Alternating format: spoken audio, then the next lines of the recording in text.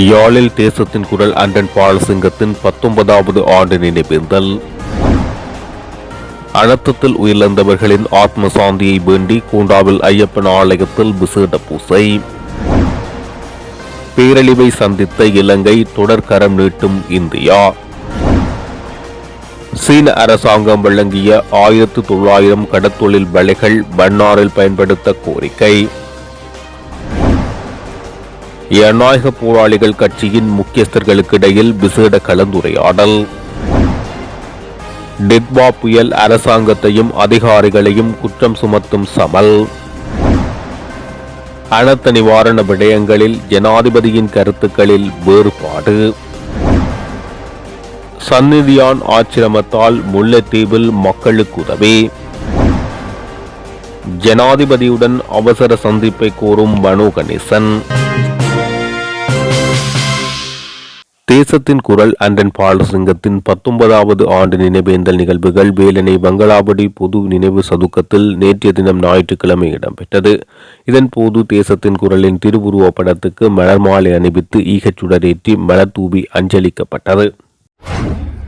டிட்வா புயல் தாக்கத்தை அடுத்து நாட்டில் ஏற்பட்ட பேரிடரால் உயிரிழந்தவர்களுக்கு அஞ்சலி செலுத்தப்பட்டு ஆத்ம சாந்தியடைய வேண்டியும் பேரிடரால் பாதிக்கப்பட்ட மக்கள் விரைவில் குணமடைந்து இயல்பு நிலைக்கு திரும்ப வேண்டி சபரிமலை சபரீச ஐயப்பன் ஆலயத்தில் பிரார்த்திக்கப்பட்டது.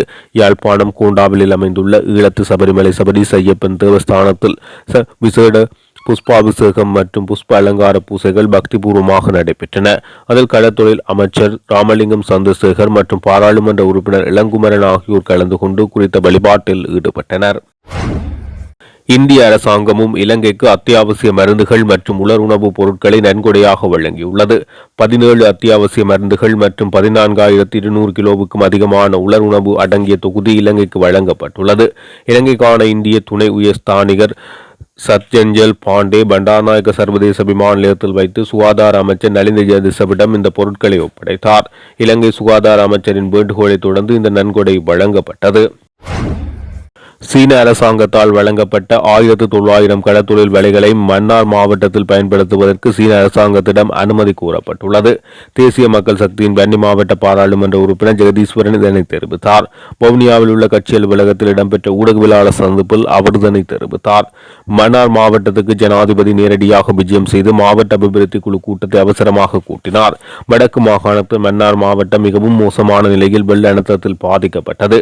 இடர் ஏற்பட்ட காலத்திலிருந்து மீனவர்கள் பிரதான கோரிக்கையாக தங்களுக்கு வாழ்வாதாரம் வழங்கப்படவில்லை, தங்களுடைய வாழ்வாதாரம் பாதிக்கப்பட்டதோடு மிகவும் துன்பியலுக்குட்படுத்ததாக அவர்களுடைய முறைப்பாடு இருந்தது.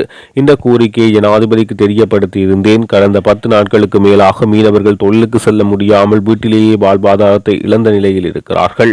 அவர்களுக்கு உணவு தட்டுப்பாடு கூட இருக்கின்றது என தெரியப்படுத்தினேன்.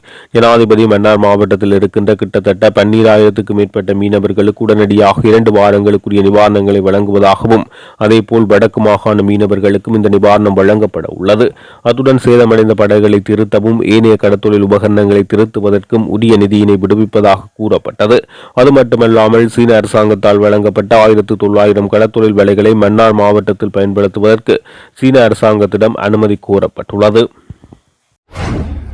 ஜனநாயக போராளிகள் கட்சியின் முக்கியஸ்தர்களுக்கு இடையிலான விசேட கலந்துரையாடல் ஒன்று யாழ் வடமராட்சி கிழக்கு நாகர்கோவில் குருகுல சனசமூக நிலையத்தில் ஜனநாயக போராளிகள் கட்சி தலைவர் வேந்தன் தலைமையில் நேற்றைய தினம் இடம்பெற்றது. இந்த கலந்துரையாடலில் ஜனநாயக தமிழ் தேசிய கூட்டணியினருக்கும் இலங்கை தமிழரசு கட்சிக்கும் இடையில் அண்மையில் இடம்பெற்ற சந்திப்பு தொடர்பாக ஜனநாயக போராளிகள் கட்சியின் தலைவர் வேந்தனால் கட்சியின் முக்கியஸ்தர்களுக்கு தெரிவிக்கப்பட்டது. அதனைத் தொடர்ந்து கட்சியின் எதிர்கால பயணங்கள் மற்றும் மக்கள் நலன் சார்ந்த செயற்பாடுகள் தொடர்பாக கலந்துரையாடப்பட்டது. இந்த கலந்துரையாடலில் ஜனநாயக போராளிகள் கட்சியின் முன்னாள் பிரதேச சபை உறுப்பினர்கள் மற்றும் தற்போதைய நகர சபை உறுப்பினர்கள், பிரதேச சபை உறுப்பினர்கள், கட்சியின் செயற்பாட்டாளர்கள் மற்றும் இளைஞரணி என முக்கிய பிரமுகர்கள் கலந்து கொண்டனர். தற்போது முத்தையங்கட்டு குளம் உடைப்பெடுக்கும் அபாயம் என்ற செய்தி பொய் வதந்தி எனவும் இது தொடர்பில் மக்கள் அச்சமடைய தேவையில்லை என முல்லைத்தீவு மாவட்ட அரசாங்க அதிபர் உமா மகேஸ்வரன் தெரிவித்துள்ளார். முல்லைத்தீவு மாவட்ட அரசாங்க அதிபர் உமா மகேஸ்வரன் தலைமையிலான குழுவினர் நேற்றைய தினம் முத்தையன்கட்டு குளத்தின் நிலைமைகள் தொடர்பாக நேரடியாக கண்காணித்தனர். இதன்போது மாவட்ட அனர்த்த முகாமைத்துவ ஒருங்கிணைப்பு அலகின் உதவி பணிப்பாளர், நீர்ப்பாசன திணைக்கள பிரதிப்பணிப்பாளர் மற்றும் மாகாண நீர்ப்பாசன பணிப்பாளர் ஆகியோருடன் அரசாங்க அதிபர் கலந்துரையாடி தற்போதைய நிலைமையை ஆய்வு செய்தனர். இதன்போது வன்னி மாவட்ட பாராளுமன்ற உறுப்பினர் ரவிகரனும் கலந்து கொண்டார். தற்போதைய குளத்தின் நீர்மட்டம் 23 அடி. முத்தியன்கட்டு குளத்தின் முழு கொள்ளளவு 24 அடி. குளத்தின் நீர் வழிந்தோடும் பகுதியில் கட்டமைப்பு சேதம் காணப்படுவதால் தற்போது அதிக நீர் இருப்பின் காரணமாக அங்கு கொங்கிரீட் பணிகளை மேற்கொள்ள முடியாத நிலை உள்ளது. மேலும் கனரக வாகனங்கள் அந்த பகுதிக்கு கொண்டு செல்ல முடியாததால் திட்டமிட்ட பணிகள் மேற்கொள்ளப்படவில்லை என தெரிவிக்கப்பட்டது. எதிர்வரும் மழையை கருத்தில் கொண்டு தற்போதுள்ள ரேடியல் கதவுகள் மூலம் குளத்தின் நீர்மட்டத்தை 20 அடி வரை குறைப்பதற்கு தற்போது தீர்மானிக்கப்பட்டுள்ளது. அரசாங்கத்துக்கும் அதிகாரிகளுக்கும் இடையில் இருந்த நம்பிக்கை இனமே டித்வா புயலால் ஏற்பட்ட பாதிப்பு அதிகரிப்பதற்கான காரணம் என முன்னாள் அமைச்சர் சமல் ராஜபக்ச தெரிவித்தார். கொழும்பில் இடம்பெற்ற நிகழ்வொன்றில் கலந்து கொண்ட பின்னர் ஊடகங்களுக்கு கருத்து தெரிவிக்கும் போது அவர் இவ்வாறு தெரிவித்தார். இயற்கை அனர்த்தங்களின் போது எந்த நிறுவனத்தையும் தள்ளி வைத்து செயற்பட முடியாது. அனைத்து நிறுவனங்களையும் இணைத்துக் கொள்ள வேண்டும். அனர்த்தம் ஒன்று ஏற்பட போவது நாம் அறிந்து கொண்டால் அது தொடர்பில் சம்பந்தப்பட்ட அதிகாரிகளுடன் நெருங்கிய தொடர்பை ஏற்படுத்தி நம்பிக்கையுடன் செயற்பட்டிருந்தால் பாதிப்பை குறைத்திருக்கலாம். முன்பை விட இதன் வேகம் அதிகமாகும். அதனால் கட்டுப்படுத்துவதற்கு கடினமாகும். ஆனால் ஒன்றிணைந்து செயற்பட்டிருந்தால் மரணங்களை குறைத்திருக்கலாம் என தெரிவித்தார். அனர்த்தத்தால் பாதிக்கப்பட்டவர்களுக்கு நிவாரணம் வழங்குவது தொடர்பில் ஜனாதிபதி பாராளுமன்றத்தில் குறிப்பிட்ட விடயங்களுக்கும் மாவட்ட அபிவிருத்தி குழு கூட்டத்தில் குறிப்பிடும் விடயங்களுக்கும் இடையில் பரஸ்பர வேறுபாடுகள் காணப்படுகின்றது என நாமல் ராஜபக்ச தெரிவித்தார். நெருக்கடி நிலைமையை முகாமைத்துவம் செய்வது எவ்வாறு என்பது தொடர்பில் ஜனாதிபதிக்கும் அரசாங்கத்துக்கும் ஆலோசனை வழங்க தயாராக உள்ளோம் என தெரிவித்தார். அம்பாறை மாவட்டத்தில் அனர்த்தத்தால் பாதிக்கப்பட்ட பகுதிகளை ஞாயிற்றுக்கிழமை பார்வையிட்டதன் பின்னர் ஊடகங்களுக்கு கருத்து தெரிவிக்கும் போது அவர் இதனை தெரிவித்தார். அனர்த்தத்தால் பாதிக்கப்பட்டவர்களுக்கு இன்றளவில் போதுமான நிவாரணம் கிடைக்கவில்லை.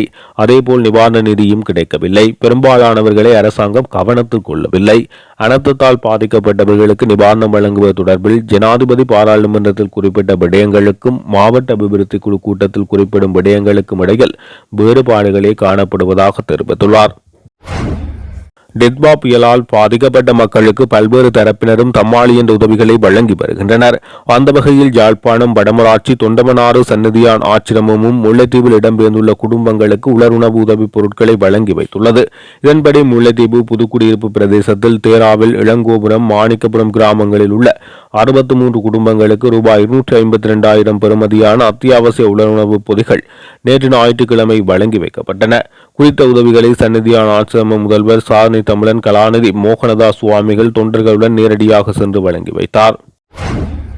மலேக இலங்கை சமூகத்தின் அரசியல் மற்றும் சிவில் பிரதிநிதிகளுடன் அவசர சந்திப்பை நடாத்துமாறு தமிழ் முற்போக்கு கூட்டணி தலைவர் மனோ கணேசன் ஜனாதிபதி அனுகுமார் திசாநாயக்கவிடம் வேண்டுகோள் விடுத்துள்ளார்.